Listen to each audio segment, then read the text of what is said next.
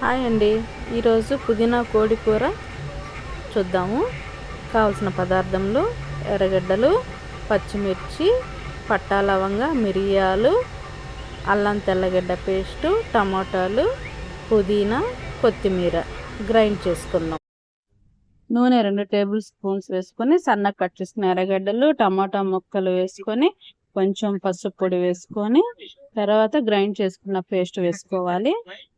కొంచెం ఉప్పు వేసుకున్న తర్వాత కారపొడి కొంచెం వేసి కొంచెం సేపు మగ్గనిచ్చుకోవాలి. ఆయిల్ పైకి తేలిన తర్వాత గరం మసాలా పొడి, ధనియాల పొడి కొంచెం వేసుకొని కొంచెం నీళ్లు పోసుకున్న తర్వాత చికెన్ పీసెస్ వేసుకొని కొంచెం బాగా పైకి కిందకి కలిపిన తర్వాత అది కొంచెం మగ్గింది అనుకున్న తర్వాత మనము మూత పెట్టుకొని ఒక 10 నిమిషాలు ఉడికించుకున్న తర్వాత ఇప్పుడు పీస్ ఉడికిందో లేదో మనం చూసుకోవాలి. ఇప్పుడు పీస్ అయితే ఉడికిపోయింది.